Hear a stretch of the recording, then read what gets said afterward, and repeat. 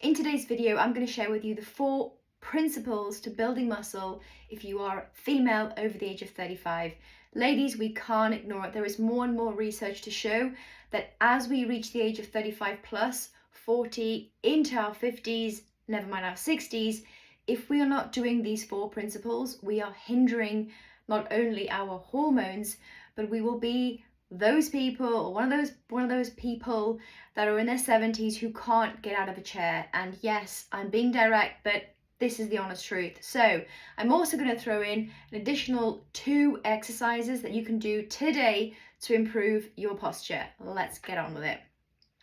For those of you that don't know me, I'm Nika. I'm the founder of True Self Mastery, and I help time-poor women improve their hormonal balance with natural lifestyle strategies. If you're someone feeling anxious, if you're feeling overwhelmed, if you've hit that kind of in-between stage of having a menstrual cycle, thinking you're starting perimenopause, unsure of what to do, I've got your back, I've got you covered. I can help improve those symptoms, and this is what I do on a daily basis. So in today's video, we're going to talk about not only muscle health, but also bone health. And as I said, I'm going to share with you very simple but fundamental strategies that you can do today to improve your musculoskeletal health.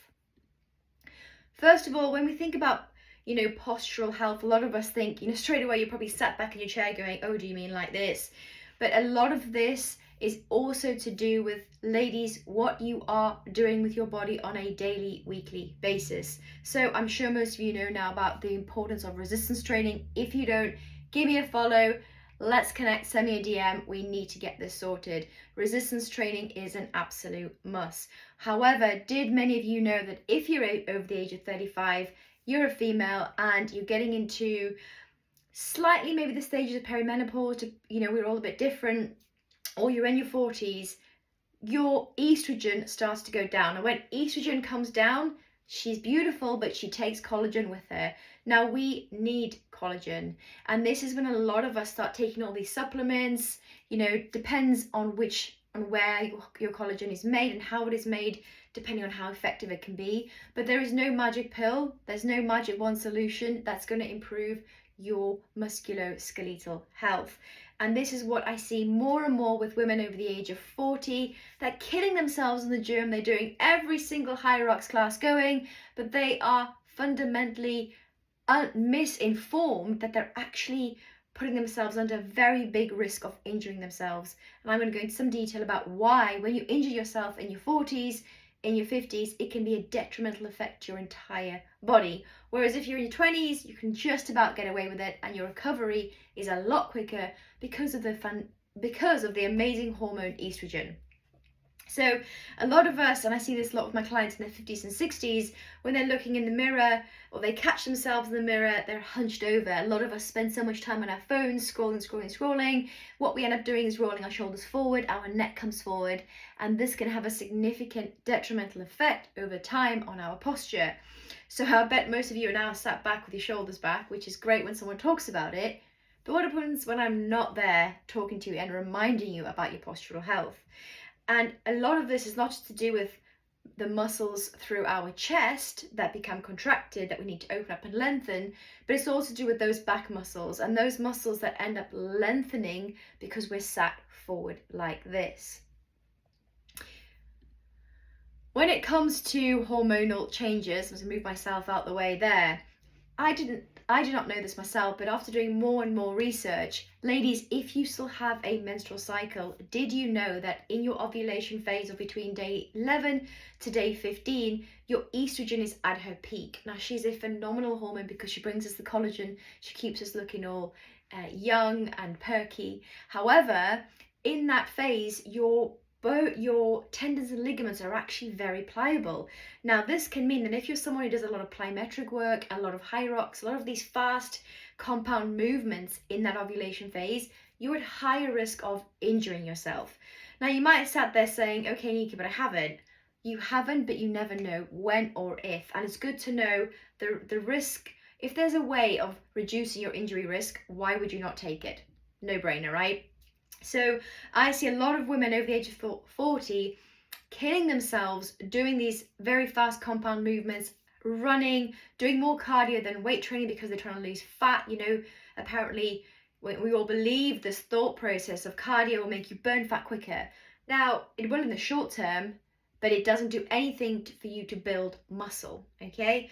Now, as I said, with estrogen, especially in your 40s into your 50s, if you're heading into perimenopause or if you're menopausal and you're going through the change, not only the brain change, but as your estrogen declines, what you'll find is that estrogen receptors are still in the joints.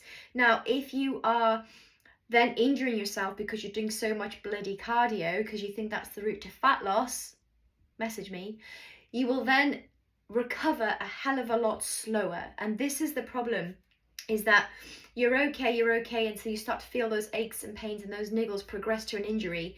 And if you are in those hormonal changes, ladies, you are causing yourself, honestly, more recovery time, a slower process to recovery, because estrogen is actually an anabolic hormone and she is there to help us with muscle growth and maintenance.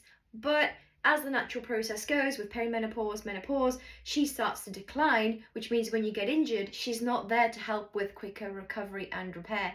And I hear this all the time with my ladies who say, Nick, I used to be a really active gym goer in my 20s, come into my 30s, and then into my 40s, I've had an injury, and this thing is taking so long to recover. It's because of beautiful hormone estrogen. So let's move on to these 4 principles. Principle number 1, ladies, is don't get injured. It sounds super, super obvious. And if you're rolling your eyes, bear with me here. I have got a point. When you get injured, because we've just said about estrogen and how she declines in your perimenopausal, menopausal stages, you are going to take longer to heal. So, really good action point to do straight away right now.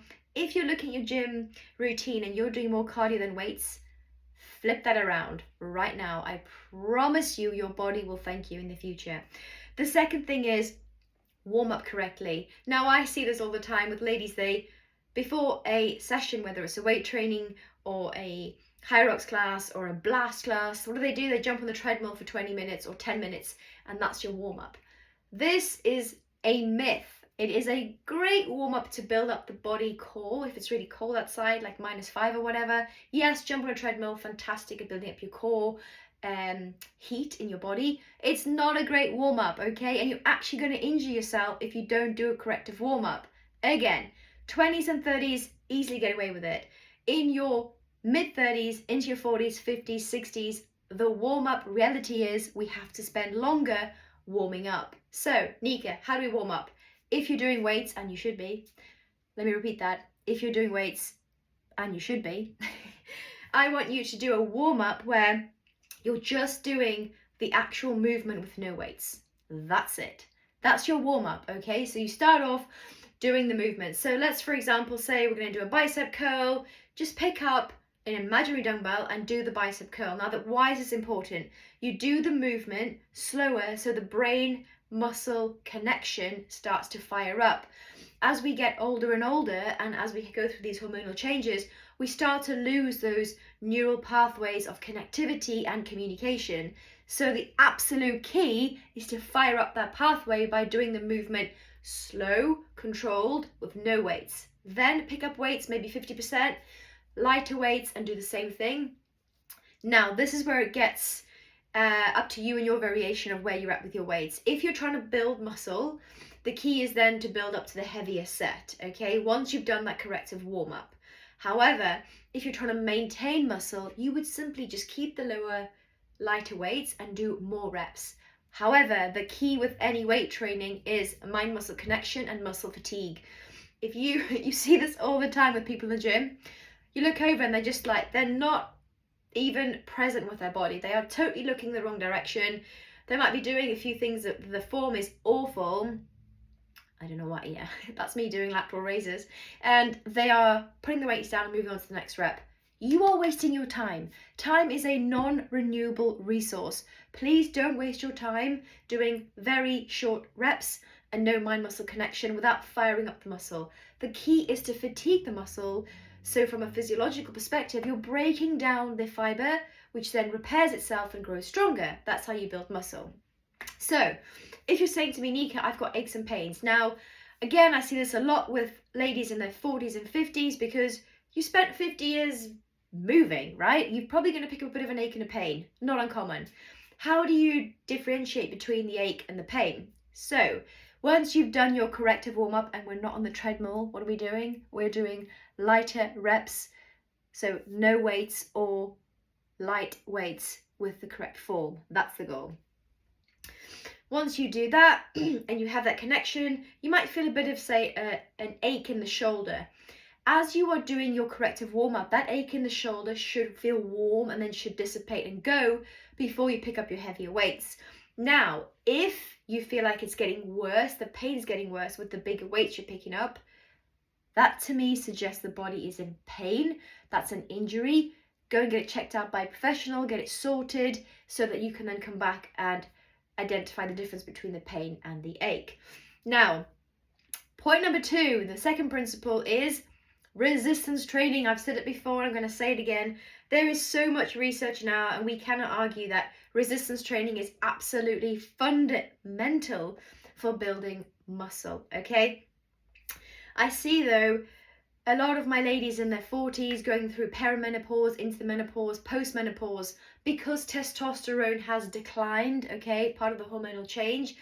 You might not have that bit of juice in the muscle that you had before, okay? Now let me explain. So at the moment when I'm weight training, I'm in my 30s, I quite like the pump feeling and I feel motivated to do it. However, when I get into my 40s and my 50s and my 60s, I might lose that pump because my testosterone has changed. So what do? First of all, you're not alone, okay? There's techniques for this. And what I would say is lower the weight, lower the weight in terms of go to a lighter weight and do more reps. Still have the mind-muscle connection. That is fundamental. And then build it up slowly and slowly. Again, the repetition range will vary totally on your previous experience compared to someone who's new to the gym completely. But you want to aim for between, let's just say 15 up to 20 reps with the mind-muscle connection at a lower weight. There is research to show that you can still build muscle at a lower weight, so don't think you have to go in all guns blazing just to build muscle. You can do it at a lower weight but a higher rep range. The key is muscle fatigue. Love it. The most amazing thing about the body is that your body is absolutely brilliant, and we all have this. Our body is responding to the external stimuli every single day, and it is an adapting machine, okay? And that's what I love about our bodies. They're constantly self-healing. They're constantly trying to work with us. They're trying to help us thrive and survive in this life. So when it comes to training, mind-muscle connection, now there's more and more research to show that they took, I think it was, I've got it written down here, 2 groups of people in the 70s, right? 70s, okay? One group did resistance training 3 times a week. One group did absolutely nothing. Guess which group improved their muscle mass? The group that did the resistance training. But the key with this is they found that people who had no gym experience before actually got there a hell of a lot quicker with bigger muscle mass than the ladies and gents who didn't. Why is that? Because your body is not used to this different stimulus, so it adapts a lot quicker. And that's the beauty about it is, please don't take your body for granted. It is constantly talking to you, and it is constantly trying to improve your responses, because it's there to survive, it's there to help you. So I want to just take home this message here, which is changes happen quicker than you think. So you might be sat there saying, Nika, I'm in my 30s, I'm in my 40s, I don't have to worry about this. Yes, you do. 100. What you do now is going to affect the future you in your 40s, 50s, and especially your 60s and 70s. Now you see these, you might see your grandparents, they struggle to get out of their chair and they're only in their 70s. Why is that? Because they don't use their postural muscles now. They don't do the weight training when they were earlier in their 30s to help them to support the body as they get older. It honestly, you can genuinely see a difference in your muscle mass within 10 weeks. There are studies that show this. So you might be sat there saying, so how many times should I train? How many times should I do resistance training? If you're a complete newbie and you have a proper personalized plan that you train with Mind Body Connection, there is research to show that you only have to go once a week. Yeah, that's amazing, right? You cannot tell me in your week that you haven't got an hour to go to the gym and train with weights. I'm going to call you out. Everyone does. However, optimally, it's about 3 times a week. If you're going 5 times a week to the gym and doing weights, you're not giving your body a chance to recover. You're actually doing your body probably a disservice. And remember, ladies, when we get into our 40s, into our 50s, and estrogen declines, she takes collagen with her, testosterone starts to decline as well. If you get injured, you are going to take so much longer to recover. So take your time. 3 days a week, corrective weight training with a personalized plan, knowing exactly what you're doing when you go in the gym will ensure that you build muscle a lot quicker and you don't waste your time either. And that's why I've said a personalized plan with progression, but also having rest periods, days where your body can recover.